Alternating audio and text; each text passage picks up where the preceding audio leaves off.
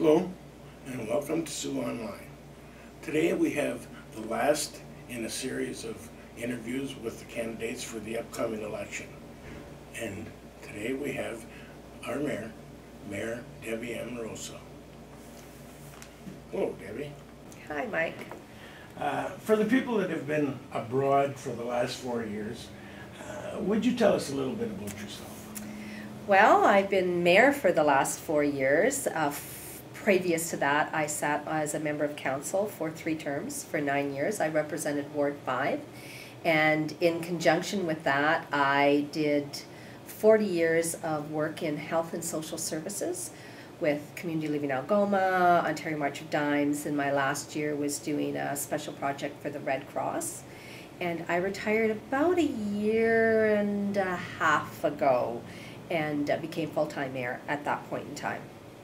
I've done a number of volunteer activities throughout my adult life here in Sault Ste. Marie, and some of it around curling and golf with organizing bonspiels. I worked on the Scotties and the junior national curling championship that we have hosted here and done some of that kind of thing. But I also work with Victim Services Algoma. I sit on their board. I did volunteer for them, and when I was no longer in the position to volunteer because my schedule was just too hectic, I moved on to their board and continue to sit on there. I've been a member of the Arch board, and you know, just chaired the United Way campaign in 2005. I'm an active United Way supporter. I do a tournament every year for them to support them and for non-United Way charities, so that every charity in town has an opportunity to access some funds raised at that event. I'm a mom and a grandmom, and I was going to mention that in the last couple of years you've gotten a new job as a grandmother. I have a 15-month-old little boy and an 8-month-old little boy, and they're adorable. And they keep you going. Well, neither one of them are in town, unfortunately, so, you know, I do a lot of FaceTime with them. Should we get into the travel expenses? No. They're not yours, they're mine. Yeah, and gladly too. Yeah, absolutely. To me, and to probably a lot of other people, that you haven't seemed as visible during this election as the last one. Is there a reason for that? Well, yeah, I don't think that that's the case. In fact, I'm probably busier this election than I was last.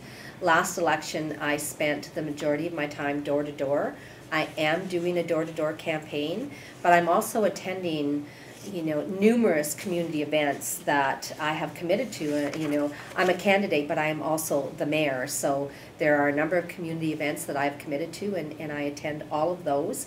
So I'm out, you know, pretty much 5 to 6 nights out of the week. So I don't think I'm not visible. I think maybe we're just not traveling in the same circles. Yeah, that might be true. How would you describe your first term as mayor?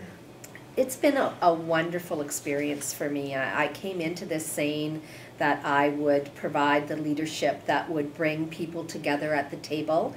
And you will see in a number of fronts that that's been accomplished. We have a round table with our Member of Parliament and our Member of Provincial Parliament. We meet regularly. The last year has been a little difficult with the provincial election and now the municipal, but we do meet regularly, and I think if you do a count, because you're so good at math, I think if you do a count, you will see that there has been more joint funding announcements between our provincial and federal government in the last 4 years than there has ever been.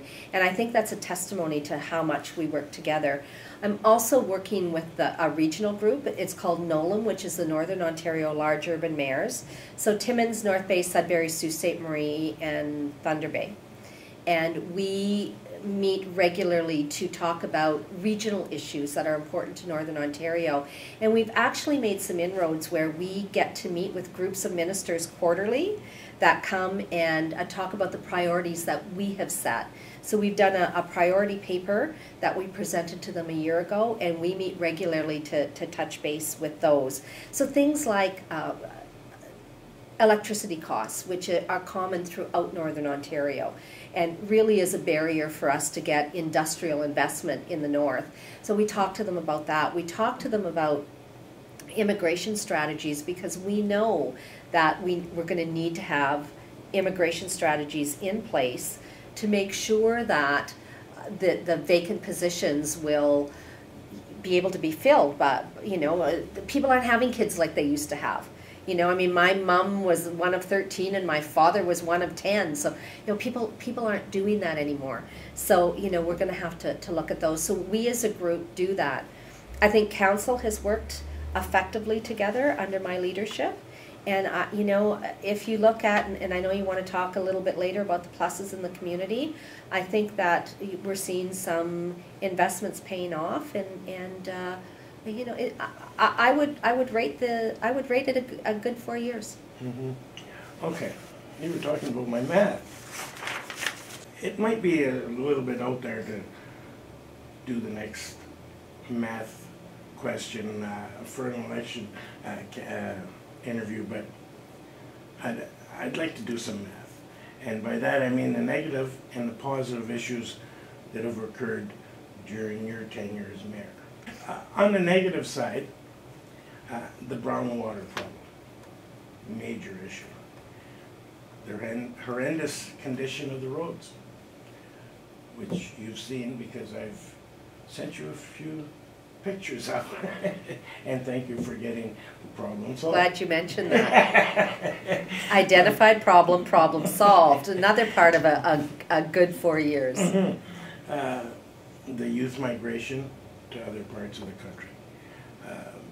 The lack of substantial employment opportunities created by the EDC, even though we keep sinking money into it, approximately $1 million a year. Am I right? About, yep. $1.4 million. Road construction delays. The area in front of the, or behind the casino on Queen Street and east of Church on Queen Street, delays. Money going to the leash-free dog park and the pump track ahead of going to the infrastructure. Nothing happening south of the casino, the Gateway site. Nothing happening there. The downtown area failing. Buildings empty. Businesses moving. The crime rate. And going up in the areas of break-ins and domestic violence. So the first one was brown water. And, certainly I appreciate that people are upset about this, and it has been a priority of council to try and get this resolved. I think what we need to remember is that this is chemistry. The water, when they change the chemicals, which according to the experts in the PUC board, that they had to change because of provincial regulation. And so then you get into chemistry, and math and chemistry go hand in hand in my head, right? It's complex. It's a complex issue. So it's not a political issue. And I think we need to make that distinction. There is nothing in my view that could have been done to prevent what happened because it's chemistry. We weren't the first community to make this change. We're the first community to experience what has been going on. So, there's been experts that have been brought in to try and resolve this. So it's a terrible situation. We have gone to PUC and said, you need to make this right. You need to make sure that people are communicated to. We put a third person on the board. We had 2 representatives. We put a third person on the board. We've had them in front of council, in open council, numerous times so that the community could learn. We're a 100-year-old community. And so as we start flushing everything out of these pipes, we're a 100-year-old community. Our infrastructure is aging. So, you know, I really understand why people are as upset as they are, and I wish that there was a quick fix. There is no quick fix for this. Well, like you say, we have an aging infrastructure. Mm-hmm. Why hasn't the city put money into upgrading the infrastructure? Little by little. We do $12 million a year in infrastructure reconstruction and improvements. $12 million. That's a significant amount of money. You need to balance that with the willingness of people to raise their taxes, because it goes hand in hand. You can't put $25 million into infrastructure repairs and not raise taxes. You can't do it. So everything is a balance. But we are doing $12 million a year. I do want to add, we've had a little bit of a setback too, because we have 27. I believe it's 27, and don't quote me on that number. It could be 28. It could be 25, in that ballpark. Kilometers of provincial highways running through our cities.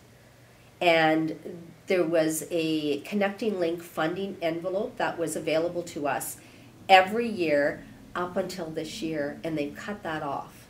And so, and they paid 80% of the work to those highways. We would identify them, and then they would approve them and give us the money. We no longer have that 80%. So that impacts on our ability. I've been lobbying with the Minister of Transportation trying to get this money back. They have developed another fund called the MIII funding. It's for communities that are 100,000 in population and less to access. And my claim is, why should we need to compete for your highways? Okay. But that's all the more reason not to come out with a 0% rise in taxes. And I didn't support the 0%. I was supporting the 1.35. I did not support the 0%. So, you know, I understand that, and I thought, you know, 1.35 was in about the rate of inflation. I thought it was reasonable, so we could do work. But Mike, I'm one vote.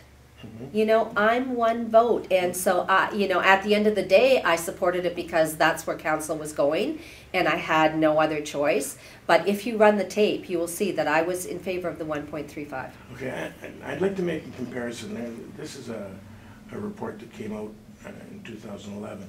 Sudbury, and you've been quoted, or you have said that we have the lowest taxes in Northern Ontario. We don't. Per capita, Sudbury has lower taxes than we do, but yet they spend more on their infrastructure than we do. Have you driven through Sudbury? Go drive through Sudbury, my friend. The roads are atrocious in Sudbury. I know, but I don't have to. I drive Sault Ste. Marie streets okay, every but you single day. can't say that Sudbury's roads are in better condition if you haven't driven them. I can tell you very clearly that Timmins, Sudbury, North Bay are way behind us. Our road infrastructure is far superior to those. I have said continually that we have the lowest taxes, and I say that based on the BMA study, which compares apples to apples and not apples to oranges. Youth migration. You know, it's interesting. It's interesting because we're seeing, we had according to the last Canadian census, we had a slight rise in our population. 500 and some people. It wasn't huge, but you know, every other Northern Ontario community was going downhill and we were going up. And my kids are 35 and 37, and we're starting to see that group come back. You know, that group where they are newly married, starting to have kids, wanting to come home, be around family. So we're seeing some improvement in that area. But the key is you have to have, you know, you have to have the jobs that the kids want to do to get them to come here. I really think that the development of our post-secondary institutions is helpful with that. I think more kids are staying home. Kids need to be, and young adults need to be engaged in their community, and those opportunities need to be there. And, you know, so it's looking at your community from all aspects that says, yep, they need to have good employment opportunities, But people aren't going to stay in the community if that's all that there is. There needs to be the recreational opportunities, there needs to be the cultural opportunities, and this generation wants to make sure that your community is environmentally sound. So it needs to have all of those components. So and that's why I've always said we need to work on all of the areas. So a little bit later on, you talk about the pump track and those kinds of things. Those are the kinds of things that engage youth in the community, and we need to make sure for the amount of money that is spent on those projects, the value is incredible on a number of reasons. Not just that it gives them something to do, but you're not going to have a kid in trouble if they have some positive things to do. But that's where you have to prioritize. Absolutely. I think fixing roads is a lot better than having a pump track bill. And again, let's not lose sight that we put $12 million into road construction this year. Not enough. Do you want your taxes to go up? If they have to, yes. Then you're not the average citizen. You're not a senior living on a fixed income that is at risk of losing their home. And it's about a balance. And you're right. There are priorities, but you can't ignore segments of your community. Mm-hmm. You talk about out-migration, and if you don't have anything for your youth to do, they're not going to stay. The lack of substantial employment. And might I add, I was told that since the inception of the EDC, we have poured $45 million into that organization. But has that money paid off? Have they done enough to say that we brought this company in, we brought that company in, and we created employment here and there?